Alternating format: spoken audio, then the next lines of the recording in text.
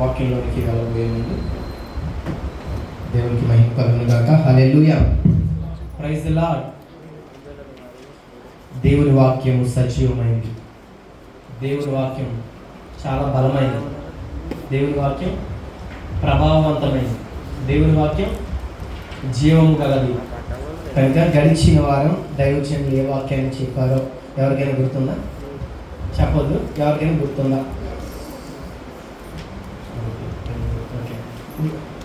గుర్తున్న వాళ్ళు ఒక లేచి చెప్పండి, దేని గురించి చెప్పారు?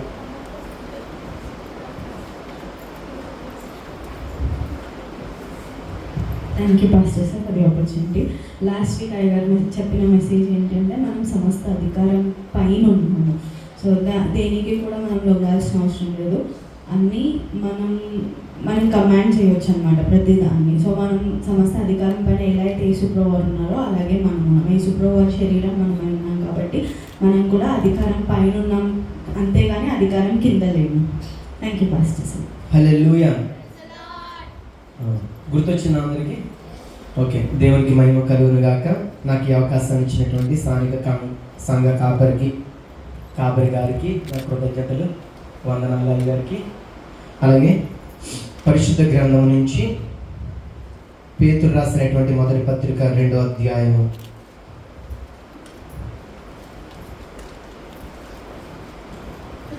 9 నుంచి 12 వచనాలు ధ్యానం చేద్దాం.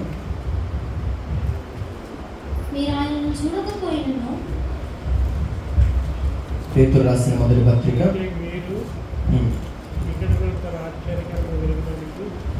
అయితే మీరు చీకటిలో నుండి ఆశ్చర్యకరమైన తన వెలుగులోనికి మిమ్మల్ని పిలిచిన వాని గుణాతిశయములను ప్రచురణ చేయ నిమిత్తము ఏర్పరచబడిన వంశమును, రాజులైన యాజక సమూహమును, పరిశుద్ధ జనమును, దేవుని సొత్తైన ప్రజలనై ఉన్నారు. ఒకప్పుడు ప్రజగా ఉండగా ఇప్పుడు దేవుని ప్రజలైతిరి. ఒకప్పుడు కనికరింపబడక ఇప్పుడు కనికరింపబడిన వారైతిరి.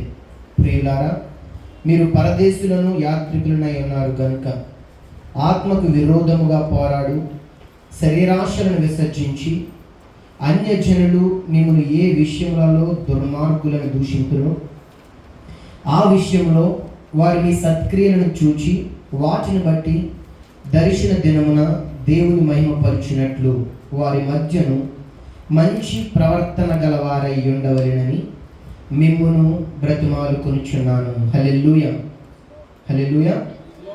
ఈ మాటలు ఎవరికి రాస్తున్నారంటే అపోస్తులుడైనటువంటి పౌలు గారు విశ్వాసులైనటువంటి వారికి రాస్తూ ఉన్నారు. విశ్వాసులంటే ఎవరు?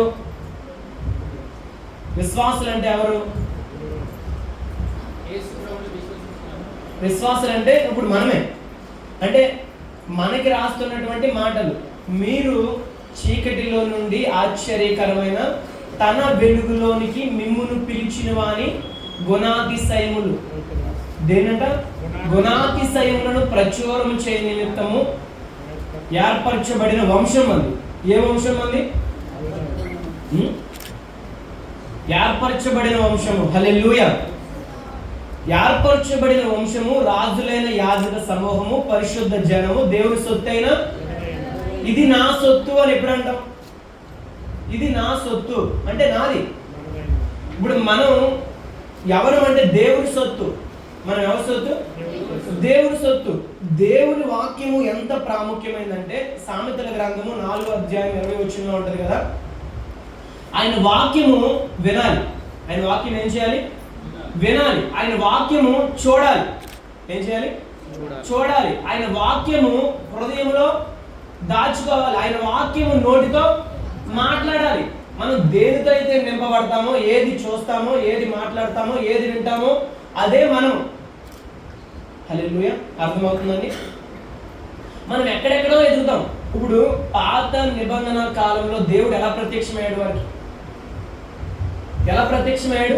పాత నిబంధన కాలంలో, పాత నిబంధనలో దేవుడు ప్రజలకి ఎలా ప్రత్యక్షమయ్యాడో తెలుసా? చెప్పండి, ఎవరైనా తెలిసి చెప్పండి. దేవుడు పాత నిబంధన కాలంలో ఎలా ప్రత్యక్షమయ్యాడు వారికి? చెప్పండి, ఒక్కొక్కరు ఒక్కొక్క చెప్పండి. నా మాటలు వినిపిస్తున్నాయా? అంటే ఒక్కొక్కరికి ఒక్కొక్క విధంగా ప్రత్యక్షమై ఉండొచ్చు. ఇప్పుడు మోషేకి పొదలో ప్రత్యక్షమైతే, అబ్రహాముకి వాక్కు ద్వారా ప్రత్యక్షమై ఉండొచ్చు, దర్శనం ద్వారా ప్రత్యక్షమై ఉండొచ్చు, కళల ద్వారా మాట్లాడి ఉండొచ్చు, దర్శనాల ద్వారా మాట్లాడి ఉండొచ్చు, ఆయన స్వరం ద్వారా మాట్లాడి ఉండొచ్చు. కానీ ఈ కాలంలో దేవుడు ఎక్కువగా మనల్ని ఎలా మాట్లాడతాడు తెలుసా? మనతో ఎలా మాట్లాడతాడు అంటే, దానియేలుకి దర్శనం వచ్చింది కదా, నాకు దర్శనం రావాలి అని కూర్చుంటే, కూర్చునే కన్నా మన వాక్యంతో కూర్చుంటే దేవుడు మనతో మాట్లాడతాడు. ఎందుకంటే మనకు రాయబడినటువంటి వాక్యం ఏంటి? రాయబడింది. కానీ ఈ వాక్యము పలకబడినప్పుడు కార్యం చేయబడుతుంది. హల్లెలూయా, హల్లెలూయా. అర్థమవుతుందా? ఈ వాక్యం ఏం చేయబడింది? ఇప్పుడు రాయబడింది. రాయబడిన వాక్యము మనం చూడాలి, చదవాలి, వినాలి, హృదయంలో ఉంచుకోవాలి. ఆ హృదయంలో ఉంచుకున్నది బయటికి మాట్లాడాలి. అలా మాట్లాడినప్పుడు ఈ వాక్యం ఏం చేస్తుంది? పని చేస్తుంది. వాక్యం పని చేస్తుంది అంటారా? దేవుని హృదయంలో వాక్కు ఉన్నప్పుడు ఆ వాక్కు వెల్లడైనప్పుడు ఏం జరిగిందంట? వెలుగు కలిగాను. ఇక్కడ అదే చెప్తున్నాడు కదా. ఏమని చెప్తున్నాడంటే, అయితే మీరు చీకటిలో నుండి ఆశ్చర్యకరమైన తన వెలుగులోని. ఎందులో నుంచి? అయితే మీరు అంటే ఎవరు? మనం. చీకటిలో నుండి ఆశ్చర్యకరమైన తన వెలుగులోనికి మిమ్మును పిలిచిన వాని. ఇప్పుడు మనం చాలాసార్లు అంటాం, మనం ఎవరు? రాజులైన యాజక సమూహం. మనం ఎవరు? ఏర్పరచబడిన వంశం. మనం ఎవరు? పరిశుద్ధ జనం. మనం ఎవరు అంటే దేవుని సొత్తైన ప్రజలం. కానీ అన్ని దేవుడు ఎందుకు ఇచ్చాడు అంటే, ఆయన గుణాతిశయములను ప్రచురము చేయడానికి. హల్లెలూయా. ఆ పై వచ్చిన ఉంటది కదా, చీకటిలో నుండి ఆశ్చర్యకరమైన వెలుగులోనికి. మనల్ని ఎక్కడి నుంచి ఎక్కడ తీసుకొచ్చాడు ప్రభు? చీకటిలో నుండి. ఒకప్పుడు చీకటిలో ఉన్నాం. ఎటువంటి చీకటి? ఒకప్పుడు ఎటువంటి చీకటిలో ఉన్నాము అంటే, చీకటి అంటే ఏంటి? చీకటి ఎవరి సంబంధమైంది? ఎవరి సంబంధమైంది? సాతాను సంబంధమైంది చీకటి. వెలుగు ఎవరి సంబంధమైంది? వెలుగు యేసు ప్రభు. తెలుగు అందరికి వచ్చండి? హల్లెలూయా. తెలుగు వచ్చిన చేతులు ఎత్తండి, లేకపోతే నేను ఇంగ్లీష్లో చెప్తాను. అయ్యారు తెలుగులో ట్రాన్స్లేషన్ చేస్తాను. తెలుగు అందరికి వచ్చా? రాదా? లేకపోతే నేను ఇంగ్లీష్లో చెప్తా, లేకపోతే టంగ్స్లో చెప్తా. హల్లెలూయా. ఓకే. చీకటి అంటే సాతానుకు సంబంధించింది, వెలుగు అంటే యేసు ప్రభుకు సంబంధించింది. అక్కడ ఆశ్చర్యకరమైన తన వెలుగులోనికి అన్నాడు. ఎవరిని పిలిచాడు? మనల్ని పిలిచాడు. కొలస్సీ 1:13 ప్రకారం ఆయన మనలను అంధకార సంబంధమైన అధికారంలో నుండి విడుదల చేసి. ఎందులో నుంచి విడుదల చేశాడు అంటే, చీకటి సంబంధమైన ప్రాంతంలో నుంచి, చీకటి సంబంధమైన రాజ్యంలో నుంచి విడుదల చేసి ఎక్కడికి నడిపించాడు? ఆయన రాజ్య నివాసులుగా చేశాడు. ఇప్పుడు ఆశ్చర్యకరమైన ఆయన వెలుగులోనికి మనల్ని పిలిచాడు. ఇప్పుడు ఎవరు పిలిచాడు మనల్ని? ఇప్పుడు మనల్ని ఇక్కడికి ఎవరు పిలిచారు? మనల్ని ఇక్కడికి ఎవరు పిలిచారు? ఎవరు పిలిచారు? ఫాస్ట్గా పిలిచారు, అంతే కదా. ఇక్కడికి ఎవరు పిలిచారు? మనల్ని ఎవరు పిలిచారు? ఎవరో పిలిస్తేనే కదా ఇక్కడికి వచ్చాం. ఎవరో యేసు ప్రభు గురించి సువార్త ప్రకటిస్తేనే కదా మనం ఎక్కడ ఉన్నాం. యేసు ప్రభు వాక్కు నీ దగ్గరికి రాకుండా నువ్వు రక్షింపబడ్డావా? అంటే ఒక వ్యక్తి రక్షింపబడాలి అంటే ఆ వ్యక్తి దగ్గరికి ఎలా ఏదో ఒక విధంగా యేసు ప్రభు వాక్కు వెళ్ళాలి, యేసు ప్రభు వెళ్ళాలి, సువార్త వెళ్ళాలి. వెళ్ళకుండా ఆ వ్యక్తి రక్షింపబడతాడా? రక్షించబడ్డు మొదటిగా. రెండోది, ఆ రక్షింపబడినటువంటి వ్యక్తి మందిరానికి వస్తున్నాడంటే ఎవరో ఒకరి ద్వారా మందిరానికి నడిపించబడాలి. కానీ మనల్ని ఎవరు నడిపించారు? యేసు ప్రభు వారు నడిపించారు. ఎవరి ద్వారా? ఎవరొక్కరి ద్వారా ఆయన వాక్కును పంపి. అంటే ఆయన వాక్కు గడిచిన వారం మనం విన్నట్టు యేసు ప్రభు శిరస్సై ఉన్నాడు, మనము శరీరమై ఉన్నాం. మనము శరీరమై ఉన్నాం అంటే మన అందరము కలిస్తేనే సంఘము. హల్లెలూయా. అంటే ఈ సంఘములో ఏ ఒక్కరు లేకపోయినా ఆ శరీరం పరిపూర్ణం కాదు. ఇప్పుడు ఈ శరీరంలో ఏ ఒక్క పార్ట్ లేకపోయినా ఆ శరీరాన్ని ఏమంటాం? అంగవైకల్యం పెన్షన్ రాయించుకోవచ్చా?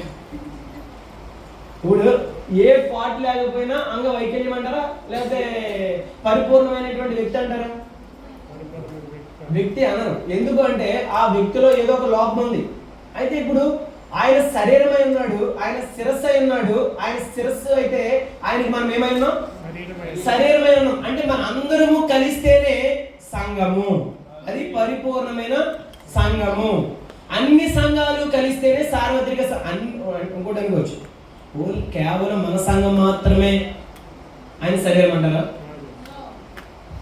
మొత్తం అన్ని సంఘాలు, ఏ డినామినేషన్ అయినా, ఇప్పుడు మనల్ని ఒక్కొక్కరిది ఒక్కొక్క ఇంటి పేరు అయి ఉండొచ్చు, ఒక్కొక్కరిది ఒక సంఘం పేరు అయి ఉండొచ్చు, కానీ మన అందరము ఆయన శరీరంలో పాలి భాగస్థులము కనుక ఏ ఒక్కరికి గాయమైనా ఎవరు బాధపడతారు తెలుసా?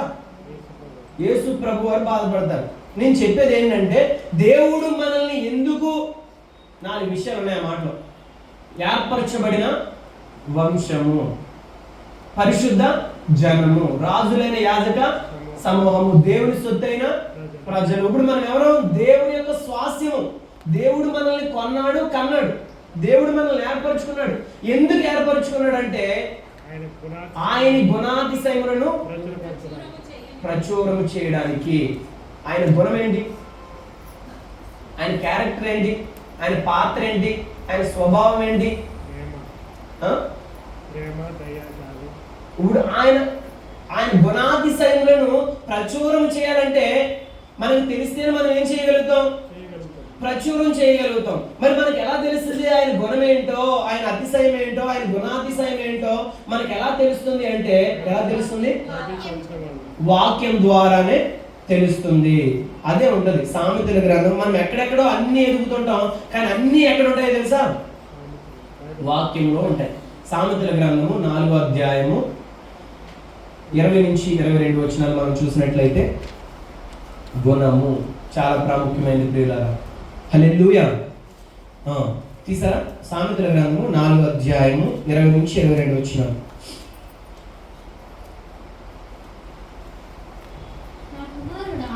నా కుమారుడా, నా మాటలను ఆలకింపుము, నా వాక్యములకు నీ చెవియొగ్గుము. చూడండి, నా కుమారుడా నా మాటలు ఆలకించుము. ఎలా ఆలకించాలి? చెవియొగ్గి ఆలకించాలి. అలాగే తర్వాత, నీ కన్నుల ఎదుట నుండి వాటిని తొలగిపోనీయకుము, నీ హృదయమందు వాటిని భద్రము చేసుకును. దొరికిన వారికి అవి జీవమును, వారి సర్వ శరీరమునకును. హల్లెలూయా.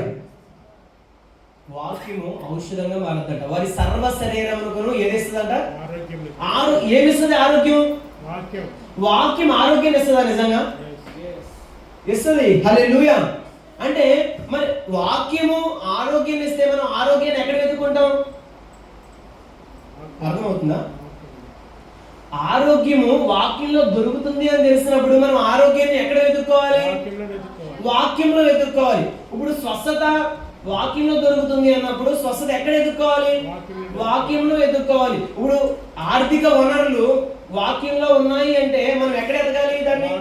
ఇప్పుడు ధనము, బుద్ధి, జ్ఞానము, సర్వ సంపదలు ఆయన యందు ఉన్నాయి అంటే ఎక్కడ వెతకాలి అంటే ఆయన వాక్యంలో సమస్తము ఉన్నాయి. కానీ మనం ఇక్కడ కాకుండా ఎక్కడో వెతుకుతాం కాబట్టి ఉదాహరణకు చెప్తాం. అయితే ఈ సంవత్సరం నేను ఇందాకే చూసా, మన పంచిపెట్టే బుక్స్ ఉన్నాయి కదా, వాస్తవముల యొక్క ఉత్సాహానందం, ర్యాప్సడీ ఆఫ్ రియాలిటీస్.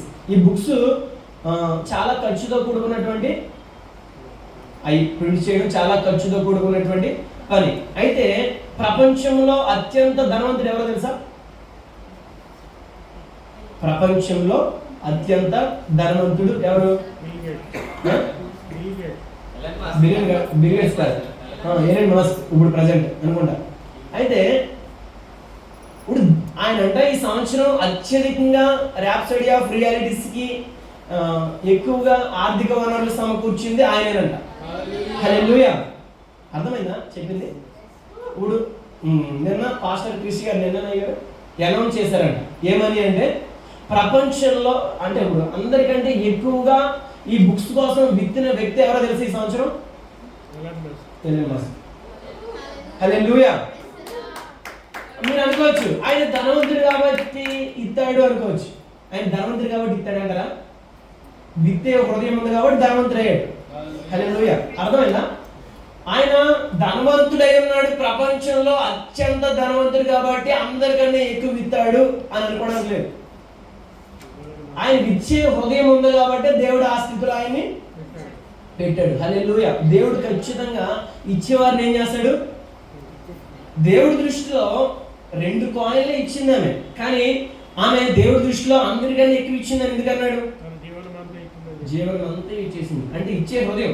దేవుడు ఏం చూస్తున్నాడంటే ఇచ్చే హృదయాన్ని చూస్తున్నాడు. అంటే ఇచ్చేవారిని దేవుడు ఖచ్చితంగా ఏం చేస్తాడు? హెచ్చిస్తాడు. ఉదాహరణ ఎవరంటే ఆయన ప్రపంచంలో అత్యంత ధనవంతుడు. ఎంత అంటే ఓన్లీ బుక్స్కి ఎంత ఎత్తుతున్నాడు అంటే దేవుని రాజ్యంలో ఎంత ఎత్తుతున్నాడో మనకి. హల్లెలూయా. ఇప్పుడు ఇంతకీ ఓన్లీ కేవలం ఈ సువార్త పత్రికలు, సువార్త బుక్స్కి ఎంత వితుతూ ఉన్నాడంటే దేవుని రాజ్యంలో ఆయన ఎంత వితుతున్నాడో మనకి తెలియదు. కానీ ఆయన ప్రపంచంలో ఒక వ్యక్తి, కానీ ఆయన కూడా శరీరంలో ఒక వ్యక్తి అయి ఉండొచ్చు. ఆయన ఒక పార్టే, మనం కూడా ఒక పార్టే. కానీ ఒక పార్ట్ బలమైనది కావచ్చు, ఒక పార్ట్ బలహీనమైనది కావచ్చు. అంటే ఒక పార్ట్ ఇంకొక పార్ట్ని తిడతదా? తిడతదంటారా? ఇప్పుడు కళ్ళజోడు ముక్కుకి అవసరమా, కంటికి అవసరమా? బాబుగారు కంటిగా. ఒక రోజు అందంట కళ్ళు ఏడుస్తుండేనా కాదు, ఈ కళ్ళు అన్నాయంట నువ్వు నాకు అడ్డంగా ఉన్నావు అని ముక్కుతా ఉన్నాడు. ఎవరితో అన్నారు? ముక్కుతా అంటే నేను అడ్డంగా ఉన్నాను కదా అని పక్కకు కూర్చున్నాను కాసేపు. ఈ కళ్ళు కావు సరిగ్గా కనిపించావు. ఇప్పుడు ఏం పెట్టుకోలేదు? కళ్ళజోడు పెట్టుకోకపోతే ఏమవుద్ది? కళ్ళు కనిపించావు. అంటే నేను ఇది రివర్స్లో చెప్పవచ్చు, కానీ అర్థం చేసుకోండి. అంటే ప్రతి పార్ట్ అవసరమే శరీరంలో, ఏ పార్ట్ లేకపోయినా. ఇప్పుడు ఈ కుడి చేయి ఎడం చేయిని తక్కువగా చూడకూడదు. ఎందుకు చూడకూడదు?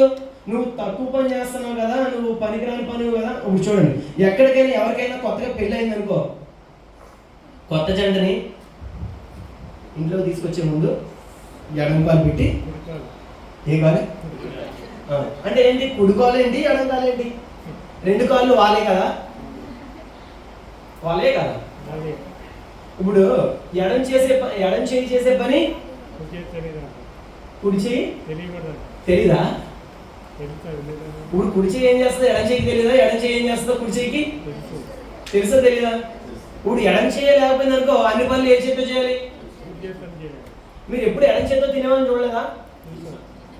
ఏమంటారు వాళ్ళకి తెలీదా? ఎడం చేతితో ఈ పనులే చేయాలి, కుడి చేత్తో ఈ పనులే చేయాలి. కొత్తగా వచ్చింది అంట ఏ కాలు పెట్టాలి? అలా ఏముండదు. అయితే ఇవన్నీ ఎవరు పెట్టుకున్నారు? మనమే పెట్టుకున్నాం. అయితే దేవుని వాక్యము సజీవమైంది, దేవుని వాక్యం బలమైంది. మనం పాట పాడేందా అంటే మత్తయి సువార్త 15:8 ఏమని ఉంటుందంటే చదవదు. వారు తమ పెదవులతో నన్ను గణపరచుదురు గాని వారి హృదయం నాకు దూరంగా ఉంది. ఎవరి హృదయం? కొంతమంది హృదయం, మన హృదయం కాదు. మన హృదయం అంటే మన పెదాలతో పాటు మన హృదయం కూడా ఎవరికి దగ్గరగా ఉంది? దేవునికి దగ్గరగా ఉంది. దేవునికి దగ్గరగా ఉండాలి. అయితే నేను దేని గురించి చెప్తున్నానంటే ఆయన గుణాతిశయములను మనం ఏం చేసేవారము ఉండాలి? ప్రచురము చేసేవారముగా ఉండాలి. ఆయన గుణాతిశయము ఎలా తెలుస్తుంది అంటే ఇప్పుడు ఆయన వేరు మనం వేరు కాదు. గడిచిన వారిలో అయ్యగారు చెప్పినట్లు సర్వాధికారము ఎవరికి ఇవ్వబడిందంట? ఎవరికి ఇవ్వబడింది? యేసు ప్రభుకి ఇవ్వబడింది. యేసు ప్రభు శరీరం మనమే కనుక ఆ అధికారం మనకి కూడా లభిస్తుంది. ఇప్పుడు యేసు ప్రభు శిరస్సు అయి ఉన్నాడు, మన శరీరమై ఉన్నాం. ఇప్పుడు అధికారం అంతా ఎవరికి ఇవ్వబడింది? యేసు ప్రభుకి ఇవ్వబడింది. అంటే ఆ యేసు ప్రభులోనే ఉన్నాం మనం. హల్లెలూయా. అర్థమవుతుందండి? ఇప్పుడు మనం వేరు, యేసు ప్రభు వేరు కాదు. ఇప్పుడు యేసు ప్రభు గుణాతిశయములను పాస్టర్ గారు గడిచిన వారిలో ఒక మాట చెప్పారు. యేసు ప్రభు అన్నీ చేయగలడు. హల్లెలూయా. యేసు ప్రభు అన్ని చేయగలడు కానీ చేయడంట. అన్ని చేయగలడు, విన్నారా అన్నమాట? అన్ని చేయగలడు కానీ ఎందుకు చేయడు అంటే, అన్ని ఎందుకు చేయడంటే ఆ చేయవలసిన అన్ని మన ద్వారా దేవుడు చేయాలనుకుంటున్నాడు కనుక ఆయన గుణాలు ఎలాగ ప్రచురం చేయబడతాయంటే, మనం విన్నది, మనం చూసింది, మనం హృదయంలో ఉంచుకున్నది ఏం చేస్తుందంటే అది మాట్లాడుతుంది, అది కార్యం చేస్తుంది. ప్రవర్తనలో, మాటలో, ప్రేమలో, విశ్వాసంలో, అన్నింటిలో అది కనిపిస్తుంది. కనుక ఏం చేస్తుంది? మనం నోటితో చెప్పనవసరం లేదు, మన ప్రవర్తనే మన సువార్తనే. అంటే నోటితో చెప్పొద్దని కాదు, ఊళ్ళో నోటితో చెప్పిన మాటల కన్నా వాళ్ళు మన జీవితం ద్వారా ప్రభావితం అయింది ఎక్కువ ఉండదు. హల్లెలూయా. అర్థమవుతుందా? మేము గడిచిన సంవత్సరమో మునుపటి సంవత్సరమో మేము అయ్యగారు, శాలమయ్య గారు రాజమండ్రి సువార్తకి వెళ్ళాం. అక్కడ ఏం జరిగిందంటే గుణము అనే విషయాన్ని చెప్తున్నాం. అయితే మేము అక్కడ సువార్త ప్రారంభం చేసాం, పరిచయం చేసి వచ్చేస్తున్నాం. ఎక్కడి నుంచి? ఆ పరిచయం జరిగిన ప్లేస్ నుంచి రాజమండ్రి వచ్చేస్తున్నాం. వచ్చేస్తూ ఉన్నప్పుడు దారిలో ఒక అడవి ఉంది. ఎక్కడి నుంచి వచ్చేలోపు, మేము వచ్చే ప్రాంతం నుంచి రాజమండ్రి వచ్చేలోపు ఒక అడవి ఉంది. అది హైవే వార్నే. అయితే ఆ హైవే పక్కన ఏం జరుగుతుందంటే వ్యభిచారం జరుగుతుంది. వ్యభిచారం జరుగుతుంది. కొంతమంది స్త్రీలు ఉన్నారు అక్కడ. స్త్రీలు ఉండి లైట్లు వేస్తున్నారు. లైట్లు వేస్తుంటే మాకు తెలుసు ఇక్కడ ఏం జరుగుతుందో, కానీ కొత్తగా వచ్చిన వీరికి అయ్యగారు వాళ్ళకి తెలియదు. అయితే ఏంటి అయ్యగారు ఇలా లోపల నుంచి లైట్లు వెళ్తే దెయ్యాలంటారా అన్నారు, లేదా గుర్తులేదు. నేను అంటున్నాను, లోపల నుంచి ఎక్కడి నుంచి లైట్లు వస్తున్నాయి? అడవి లోపల నుంచి లైట్లు వస్తుంటే వీళ్ళకి తెలియదు కదా, లోకల్ నేను కాబట్టి నాకు తెలుసు. అయ్యగారు ఇక్కడ ఇలా జరుగుతుంది, వ్యభిచారం జరుగుతుంది, బయట ప్రపంచం ఎలా ఉంది, మనం చూసేదంతా ఒక ఎత్తు, చూడవలసింది ఇంకా బయట ప్రపంచం చాలా తెలియదు మనకి అన్నప్పుడు పాస్టర్ గారు ఊరుకుంటారా? ఈయనేం చెప్పుకుంటారు చెప్పండి? అర్థమవుతుంది మీకు? అర్థం కావట్లేదు. ఇప్పుడు అక్కడ నేనున్నాను, శాలం ఉన్నాడు, అయ్యగారు ఉన్నారు. ఇప్పుడు ఆ సిచ్యువేషన్కి అయ్యగారు ఎలా రియాక్ట్ అయి ఉంటారు? ఏం చేయాలనుకుంటారు అయ్యగారు చూడగానే? వెంటనే ఆగుతారా? వెళ్ళిపోయారు లోపలికి. మేము ఆగిన ఆయన ఆగారు కాబట్టి లోపలికి వెళ్ళాం. వెళ్ళిన తర్వాత వాళ్ళు ఏమనుకున్నారంటే, ఎందుకు వాళ్ళు ఏమనుకుంటారు? సాధారణంగా ఒక పురుషులు వచ్చారు అంటే అదే అనుకుంటారు. అనుకున్న తర్వాత ఈయన చెప్తున్నాడు, యేసు ప్రభు గురించి చెప్తున్నాడు. చెప్పేసిన తర్వాత వీళ్ళకి టిఫిన్ ఏదైనా పెట్టిస్తే బాగుంటుంది అని అయ్యగారు అన్నారు. టిఫిన్ పెట్టాం. పెట్టేసిన తర్వాత సువార్త ప్రకటించిన తర్వాత వాళ్ళు చెప్తున్న విషయం ఏంటి అంటే, పాస్టర్ గారు మేము కూడా చర్చికి వెళ్తామండి ప్రతి ఆదివారం అంటారు. నేను ఎందుకు చెప్తున్నానంటే, అందులో కొంతమంది ఇంచుమించు 7-8 ఉన్నారు. అందులో 4-5 ఎక్కడికి వెళ్తారంట? రాజమండ్రిలో పెద్ద చర్చికి వెళ్తున్నారు. చాలా వాక్యము అక్కడ విత్తబడుతుంది. అయితే వారు ఆ చర్చికి వెళ్తున్నారు. ఎవరు చెప్పారు మాకు చర్చికి వెళ్తున్నారని? వారే చెప్పారు. చర్చికి వెళ్తే ఏం చేస్తున్నారు? వాళ్ళు వ్యభిచారం చేస్తున్నారు. ఇప్పుడు ఎలా ఉంటుంది మనకి? ఇప్పుడు మనకి ఎలా ఉంది? వాళ్ళు కూడా మన శరీరంలో భాగస్తులు కదా, వాళ్ళు కూడా రక్షణ పొందుతున్నారు కదా. ఇప్పుడు వాళ్ళు కూడా బాప్తిసాలు తీసుకున్నటువంటి కార్యాలు చేస్తున్నారు. అంటే అందులో బాప్తిసాలు తీసుకున్నారు అంటే తర్వాత కొన్ని రోజులు ఫాలో అయ్యాము. ఒక రోజు ఒక పాస్టర్ గారు, మాకన్నా ముందు ఒక పాస్టర్ గారు వచ్చారండి. అమ్మా ఇది మంచి పని కాదు, ఆయనకి తెలియదు, దేవుడు నమ్ముకున్నారు. ఇది మంచిది పని కాదు, ఇది మానేయండి అంటే మాట్లాడలేదు. వాళ్ళు మాట్లాడకపోతే ఆయన 25,000 ఇచ్చి ఇంక ఇది చేయకండి అమ్మా అన్నారండి. ఎవరికి? ఆ వ్యక్తికి 25,000 తీసుకున్నారు. కానీ మర్నాడు రోజు మానేరనుకుంటారు వాళ్ళు. ఆ రోజు మానేసి ఉండొచ్చు. అంటే దేనికి అలవాటు పడిపోయారు అంటే వాళ్ళు దేనికి అలవాటు పడిపోయారు? డబ్బు. అంటే ఏది ప్రాముఖ్యం అనిపిస్తుంది? డబ్బు సంపాదించడానికి అనేక మార్గాలు ఉన్నాయి. కానీ వారు ఏమి అలవాటు పడిపోయారంటే దాన్ని ఏమంటారు? శరీరాన్ని అమ్ముకుని. అంటే ఇప్పుడు శరీరము దేని గాయపరుస్తున్నారు అంటే వాళ్ళు క్రీస్తు శరీరం. సంఘంలో వారు కూడా పాలి భాగస్తులు అంటే వాళ్ళు ఏం చేస్తున్నారు? సంఘాన్ని పాడు చేస్తున్నారు. అయితే వారు ఆదివారం చర్చికి వెళ్తున్నారు, కానీ వాక్యం ఎక్కడి వరకు వెళ్ళట్లేదు? వింటున్నారా? వెళ్ళట్లేదా? చెవుల్లోకి వెళ్తుందా లేదా? చూస్తున్నారా లేదా? కానీ ఎక్కడికి వెళ్ళట్లేదు? హృదయంలో విత్తబడక మునిపే ఆ వాక్యాన్ని దుష్టుడు ఏం చేస్తున్నాడు? వెతికి వెళ్ళిపోతున్నాడు. కానీ అలాంటి వారి కోసం నేను ఇప్పుడు ఎందుకు చెప్తున్నానంటే, ఇటువంటి పరిస్థితులు ఉన్నాయి. అంటే చర్చిలో ఉండి ఇటువంటి పనులు చేసే వాళ్ళు ఉంటున్నారు ప్రపంచంలో. చర్చ్ అంటే మన గురించి ఉద్దేశించి మాట్లాడలేదు, ఇటువంటి వారు ఉన్నారు. ఎంత దుఃఖకరం అంటే, మనకేమి ఇంటున్న మనకి ఎలా ఉంది అంటే, మన కోసం రక్తం కార్చినటువంటి వ్యక్తికి ఎలా ఉంటుంది. ఇప్పుడు దేవుడు ఎంత ప్రేమ గలవాడంటే, ఒక ప్రవక్తతో దేవుడు వెళ్ళి చెప్తాడు, నువ్వు వెళ్ళి ఎవరిని పెళ్లి చేసుకో. వ్యభిచారం చేస్తున్నటువంటి ఎవరో ప్రవక్త హోషేయతో చెప్తున్నాడు కదా, నువ్వు వెళ్ళి ఆ స్త్రీని వివాహం చేసుకో. వివాహం చేసుకున్న తర్వాత చేసుకుని తీసుకొచ్చిన తర్వాత ఆమె ఏం చేస్తుందో తెలుసా, మళ్ళీ అదే పని చేస్తుంది. వ్యభిచారం వల్ల పిల్లలు కన్నాడు. ఆయన దేవుడు ఏం చేయమన్నాడు తెలుసా, మళ్ళీ తీసుకురమ్మన్నాడు. అంటే దేనికి సాదృశ్యంగా ఉంది అంటే, అక్కడ ప్రవక్త ప్లేస్ ఎవరున్నారు, యేసుప్రభు ఉన్నాడు. అంటే యేసుప్రభు అటువంటి భయంకరమైన, అంటే దేవుడు వారిని ప్రేమిస్తున్నాడు కానీ వారు చేసే పనిని ద్వేషిస్తున్నాడు. ఇప్పుడు హల్లెలూయా, సొలొమోను పరమగీతంలో ఒక అద్భుతమైన మాట రాస్తాడు. 1వ అధ్యాయం 3వ వచనంలో 4వ వచనంలో అనుకుంటా ఏమన్నాడంటే, నన్ను ఆకర్షించుము, మేము నీ యొద్దకు పరిగెత్తుకుని వచ్చేదము అంటాడు. అక్కడ ఎవరిని ఆకర్షించాలి, నన్ను అన్నాడు. నన్ను అంటే ఏకవచనం. నన్ను ఆకర్షించుము, మేము నీ యొద్దకు పరిగెత్తుకుని వస్తామంటాడు. ఒకరిని ఆకర్షిస్తే మేము అంటాడండి. మేము అంటే ఒకరు కాదు. నన్ను ఆకర్షిస్తే, ఉదాహరణ చెప్తున్నా, దేవుడు సమరయ స్త్రీని ఆకర్షించాడు. గుర్తుందా సన్నివేశం? దేవుడు సమరయ స్త్రీని ఆకర్షిస్తే, సమరయ ఆ ప్లేస్ లో సొలొమోను చెప్పిన మాట ప్లేస్ లో నన్ను ఆకర్షించు, మేము నీ వద్దకు వస్తామంటే, సమరయ స్త్రీని ఒక వ్యక్తిని ఆకర్షిస్తే ఎంతమందిని తీసుకొచ్చిందండి? హల్లెలూయా, అర్థమవుతుందని చెప్పేది. అంటే దేవుడు ఎవరినైనా ఆకర్షించగలడు. ఇప్పుడు సమరయ స్త్రీని దేవుడు ప్రేమించాడు కనుక, ఆ ప్రేమ చూపాడు కనుక ఆమె అనేకుల్ని ఆ ప్రేమలోనికి తీసుకొచ్చింది. ఖచ్చితంగా ఆ ప్రేమను అనుభవించిన వాళ్ళు అనేకులను ప్రేమలోనికి నడిపిస్తారు. హల్లెలూయా. అంటే లోక సంబంధమైన ప్రేమ కాదు దేవుడి ప్రేమ. ఒక వ్యభిచారిని పెళ్లి చేసుకోమండం ఏంటి, ఆమె ఎన్నిసార్లు వ్యభిచారం చేసినా మరలా వాళ్ళ చేరదీయమండం ఏంటి అంటే, దేవుడు మన పట్ల ఎంత ప్రేమ కలిగి ఉన్నాడంటే అటువంటి ప్రేమ కలిగి ఉన్నాడు.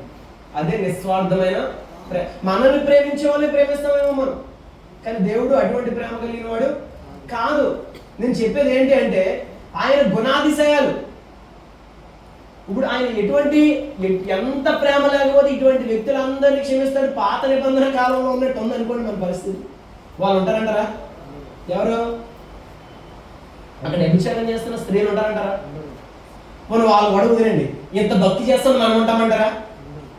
మనం అనుకుంటాం, మనం చాలా ఆదివారం నీ వాక్యం సజీవమైంది, నీ వాక్యం బలమైంది, నీ వాక్యము శక్తివంతమైంది, వర్షిప్ చేస్తాం, ప్రార్థన చేస్తాం, ఇవన్నీ చేస్తున్నాం, మనం చాలా మంచోళ్ళం కదా.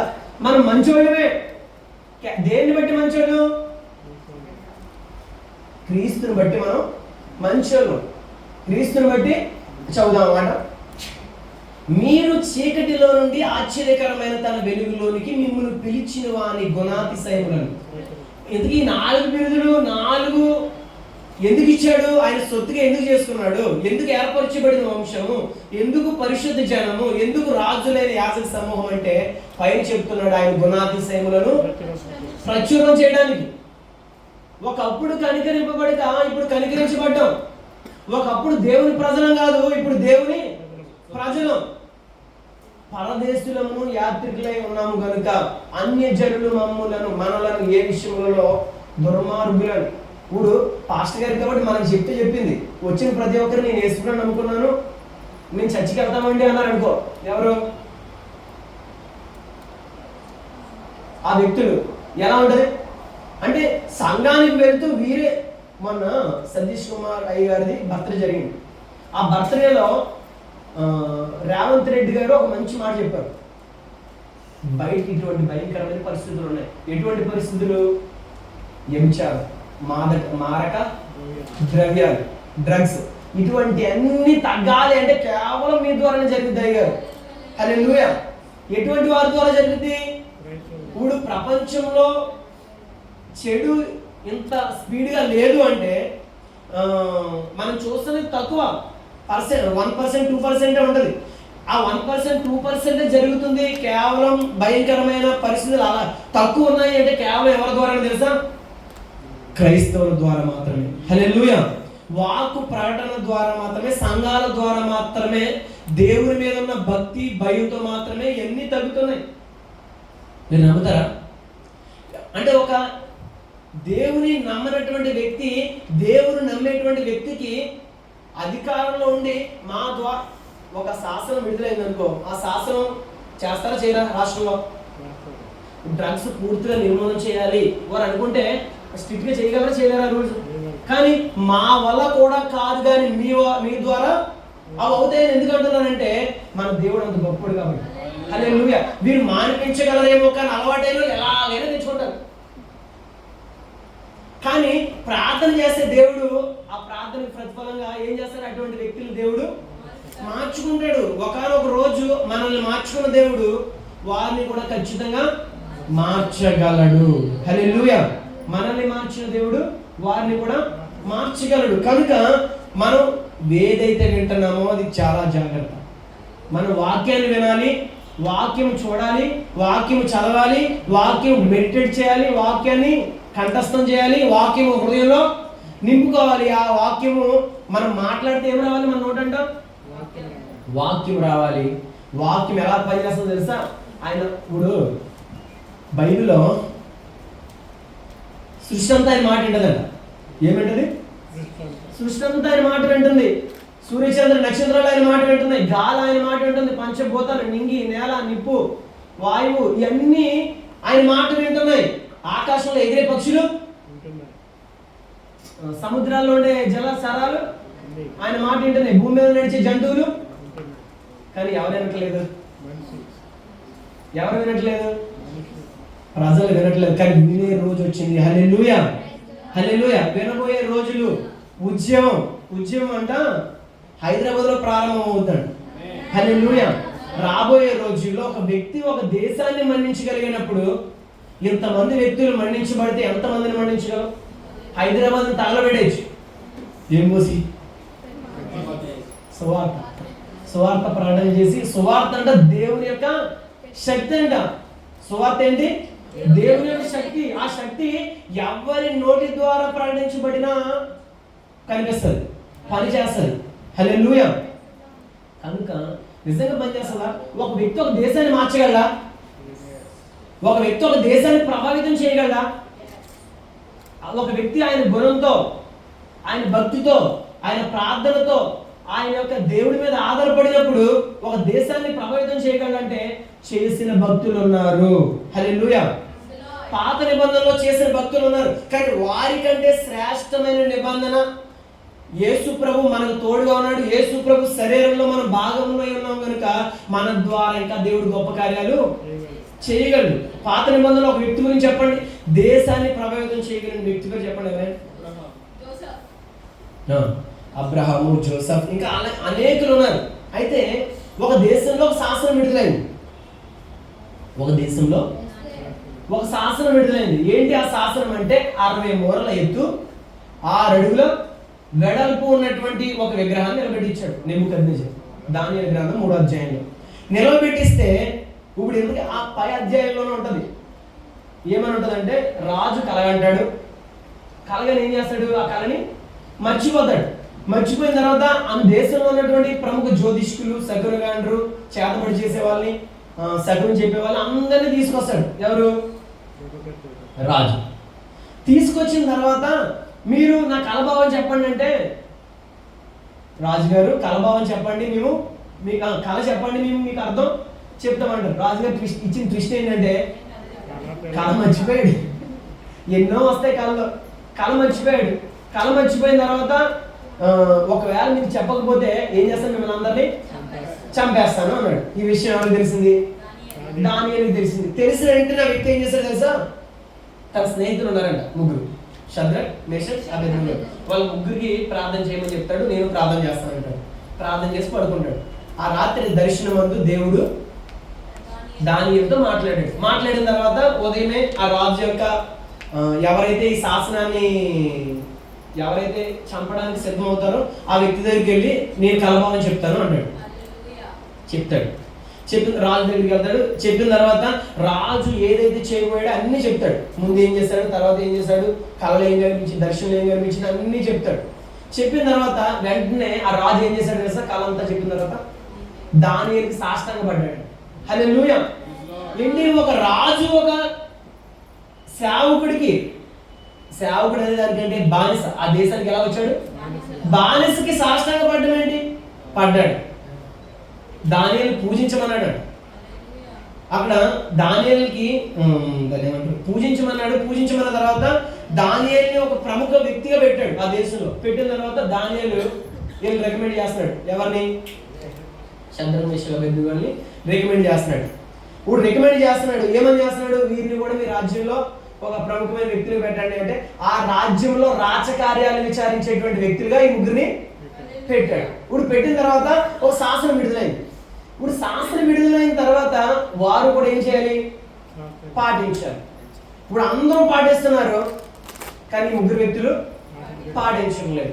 ఈ విషయం కొంతమంది వచ్చి రాజుకి వీరి మీద కొండెములు చెప్పారు. ఎవరి మీద? వీరు యూదులు. ఈ వ్యక్తుల మీద కొండెములు చెప్తే రాజుకి ఏమొచ్చింది? కోపం వచ్చింది. ఇదంతా మనందరికీ తెలిసిందే. నేను ఎందుకు చెప్తున్నానంటే ఇప్పుడు కోపం వచ్చింది. కోపం వచ్చిన తర్వాత మరలా పిలిపించాడు. ఎవరిని పిలిపించాడు? ఈ ముగ్గురు వ్యక్తుల్ని పిలిపించాడు. శద్రక్ మేషక్ అబేద్నెగోని పిలిపించాడు. ముగ్గురు వ్యక్తులు ఎవరైనా రాగలుగుతారా? హల్లెలూయా. రాజుగారు ఎవరు? రాజుగారు కొంచెం పొడుగున్న వ్యక్తి రండి. రాజుగారు నేను ముగింపులో తీసుకొస్తున్నా. ఓకే, ఇదిగో రాజుగారు ఇక్కడ ఉన్నారు. ఇప్పుడు రాజుగారు ఇక్కడ ఉన్నారు. పైకి ఎక్కండి. శద్రక్ మేషక్ అబేద్నెగో. శద్రక్ కింద ఉన్నాడు. శద్రక్ మేషక్ అబేద్నెగో. ఓకే, శద్రక్ మేషక్ అబేద్నెగో. దానియేలు గారు ఎక్కడ ఉన్నారు? ఇంటి దగ్గర ఉన్నారు. వదులు. అయితే ఇప్పుడు రాజుగారు శాసనం విడుదల చేశారు. వీళ్ళ ముగ్గురు ఏం చేయలేదు? ఆ శాసనాన్ని వినలేదు, పాటించలేనప్పుడు రాజుగారి కోపం వచ్చింది. నిజంగా కోపంగానే ఉన్నట్టున్నాడు. రాజుగారికి ఏమొచ్చింది? కోపం వచ్చింది. కోపం వచ్చి ఇలా ముగ్గురిని తీసుకురమ్మన్నాడు. కొంతమంది పట్టుకుని ఈ ముగ్గురిని తీసుకొచ్చారు. తీసుకొచ్చిన తర్వాత ఇలా ముగ్గురికి రాజుగారు చెప్తున్నారు. ఏమని? శద్రక్ మేషక్ అబేద్నెగో, ఇప్పుడైనా సరే ఈ వాయిద్యాలు వాయించబడేటప్పుడు మీరు కానీ నేను పెట్టిన ప్రతిమకి, మా దేవతకి మీరు సాష్టాంగ పడితే, పూజిస్తే మిమ్మల్ని ఏం చెయ్యం? అగ్నిగుండంలో వేయము అంటారు. మీరు ఏం చెప్తారు అంటాడు. నా చేతుల్లో నుంచి మిమ్మల్ని ఎవరు కాపాడతారు అంటాడు. ఎవరు? రాజు. రాజు అన్నప్పుడు ఈ శద్రక్ మీరెవరు? శద్రక్ మేషక్ అబేద్నెగో ఉన్నారు కదా, వీళ్ళు ముగ్గురు అంటారు రాజుగారితో. రాజుగారు అంటలేదు, ఓ నెబుకద్నెజరు, నీకు ప్రత్యుత్తరం ఇవ్వాలన్నటువంటి చింత మాకు అంటే ఇప్పుడే అసలు మండిపోయినాడు. ఎవరు? నౌకో అది. ఇప్పుడు రాజుగారు నవ్వుతున్నారు, జోక్ వేస్తున్నావు. రాజుగారు కోపం ఉండాలి. ఇప్పుడు రాజుగారు కోపం ఉన్నారు. ఆ కోపంతో వీళ్ళు ముగ్గురు అన్న మాటకి ఇంకా కోపం వచ్చింది. ఏమంటున్నారు? నీకు ప్రత్యుత్తరం ఇవ్వాలనే చింత మాకు లేదు. మీరు ఒకవేళ అగ్నిగుండంలో వేసేస్తే ఆ అగ్నిగుండంలో నుంచి మా దేవుడు రక్షించడానికి సమర్థుడు. ఒకవేళ రక్షించకపోయినా పర్వాలేదు, కానీ నువ్వు పెట్టిన విగ్రహానికి మేము హల్లెలూయా మొరక్కము అన్నారు. ఇంకెంత కోపం వచ్చింది అనుకుంటారు? ఇక్కడ ఎంత కోపం వచ్చిందంటే ఆ మంట అక్కడ కనిపించింది. ఎక్కడ కనిపించింది? 7 అంతలే పెంచేశారంట. 7 అంతలే పెంచారు. ఇలా అంత మండించారు. ఎవరిని? రాజుగారిని అంత మండించారు. పైకి పొట్టోళ్ళ చిన్నగా కనిపిస్తున్నారు, కానీ అదిగో నవ్వేస్తున్నారు అప్పుడప్పుడు.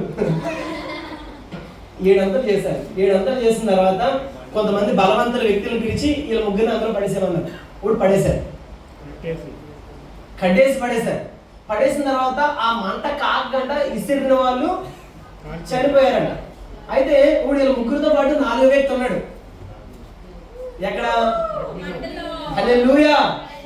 అర్థమైందండి? ఇప్పుడు 4 వ్యక్తులు ఉన్నారు. రాజు ఆశ్చర్యపోతున్నాడు. అది ఆశ్చర్యంగా చూస్తున్నాడు. ఆశ్చర్యపోయి ఇప్పుడు అంటున్నాడు కదా, బయటికి తీసుకొచ్చాడు. తీసుకొచ్చిన తర్వాత వాళ్ళు చెక్ చేశారంట. ఎవరిని? ఇప్పుడు ఎప్పుడైనా మీరు చలికాలం మంట వేసుకుంటే మీకు ఆ మంట వాసన వస్తుంది. వచ్చిందా? అంటే మనం ఏది అయితే మంట పెట్టామో ఆ మంట మండిన వాసన మన శరీరానికి కానీ మన చేతులకు కానీ ఏమొస్తుంది? మీరు మంట వేసుకుని ఉంటాయి చలికాలంలో వాసన వస్తుంది. వీళ్ళు తీసుకొచ్చారు, తీసుకొచ్చిన తర్వాత తల బాగానే ఉంది, పళ్ళు బాగానే ఉన్నాయి, చేతులు బాగానే ఉన్నాయి, వస్త్రాలు ఏమవ్వలేదు, కాలిపోలేదు, ఆఖరికి మంట వాసన కూడా హల్లెలూయా మంట వాసన కూడా లేదు. ఇప్పుడు ఎన్ని చూసిన తర్వాత చెక్ చేసిన తర్వాత ఈ రాజు ఏమని ప్రకటిస్తున్నాడు తెలుసా? ఎంత విగ్రహం పెట్టాడంట? 60 మూరలు.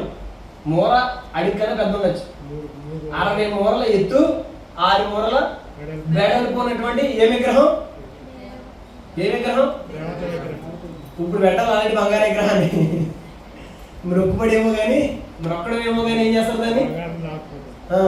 బంగారు విగ్రహాన్ని పెట్టాడు. ఇప్పుడు అదే రాజు ఏమంటున్నాడు తెలుసా? వీళ్ళ ముగ్గురు ఏ దేవుణ్ణి అయితే సేవిస్తున్నారో ఆ దేవుణ్ణి తప్ప ఈ దేశంలో ఏ దేవుణ్ణి పూజించకూడదు. హల్లెలూయా. అంటే ముగ్గురు వ్యక్తులు రాజు శాస్త్రాన్ని మార్చగలిగారు అంటే ఇంతమంది వ్యక్తులు వేటినైనా మార్చగలరు అని చెప్పడానికి నేను చెప్పాను. హల్లెలూయా. అర్థమవుతుందా? ఇప్పుడు ముగ్గురు వ్యక్తులు దేవుని రాజ్యంలో నిలబడితే, లేకపోతే ఆ రాజు యొక్క రాజ్యంలో నిలబడితే ఆ రాజు శాస్త్రాన్ని ఒకవేళ వాళ్ళు కూడా అందరిలాగే సాష్టాంగ పడిపోయి ఉంటే,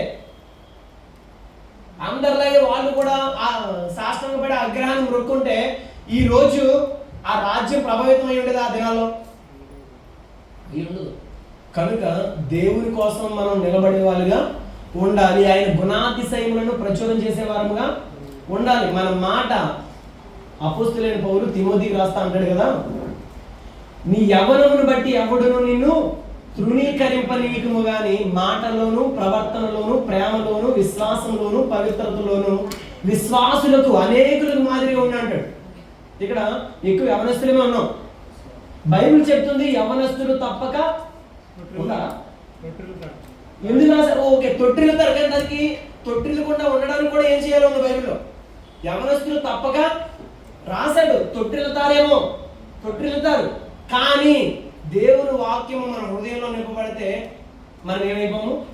తొట్టిల్లిపోము. కనుక వాక్యంతో మనం ఏం చేయాలి? తరచుగా వాక్యం వింటూ ఉండాలి.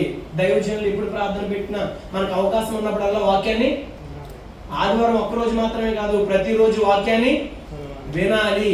చిల్లారా వినాలి, కంటితో చూడాలి, హృదయంలో ఉంచుకోవాలి. అప్పుడు ఖచ్చితంగా ఈ వాక్యము మనకి జీవమును, సర్వ శరీరానికి ఆరోగ్యమును ఇస్తుంది. అయితే దేవుడు మనల్ని ఎందుకు ఏర్పరచుకున్నాడంటే ఆయన గుణాతిశయములను ప్రచురం చేయడానికి, ఆయన సువార్తను ప్రకటన చేయడానికి. మరి సువార్త ప్రకటన చేస్తున్నారా? చేస్తున్నాం. మనకి ఇప్పుడు కోత కనిపించదు, కోత కాదు దాన్ని ఏమంటారు, మన కోత వస్తున్నాం కానీ పంట కనిపించట్లేదేమో. కానీ హైదరాబాద్ నుంచే ఉద్యమం వస్తుందంటే నేను అంటాను ఆ ఉద్యమం మన ద్వారానే వస్తుందని. హల్లెలూయా. ఒక వ్యక్తి ఆ దేశాన్ని ప్రభావితం చేయగలిగితే, ముగ్గురు వ్యక్తులు ఎంతమందిగా మనం ఉన్నాము, మనం ఖచ్చితంగా దేశాన్ని ప్రభావితం, ప్రపంచం సంఘం వైపు చూసే విధంగా మనం ఏం చేయగలం? ప్రభావితం చేయగలం. ఎందుకంటే మనల్ని బలపరచు అనేది మనం సమస్తము చేయగలము. హల్లెలూయా. కనుక మనం చేయవలసింది ఏంటంటే దేవుడు మనకు తోడుగా ఉన్నాడు కనుక మనం మన ద్వారానే ఆయన అన్ని చేయాలనుకున్నాడు కనుక మనం ఆయనతో పాటు నిలబడితే దేవుడు గొప్ప కార్యాలు చేస్తాడు. హల్లెలూయా. అర్థమైందా? ఏం చెప్పాను? ఎవరైనా చెప్పగలరా సింపుల్గా? ఎవరికి అర్థమైందో చేద్దాం.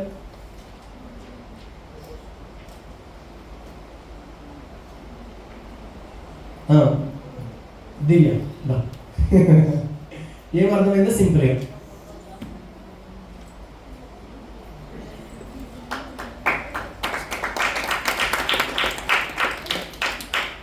షార్ట్ అండ్ స్వీట్గా 2 మాటలు. Praise Lord. Hallelujah. Thank you Pastor for this opportunity. ఈ అవకాశం ఇచ్చినందుకు పాస్టర్ గారికి ధన్యవాదాలు.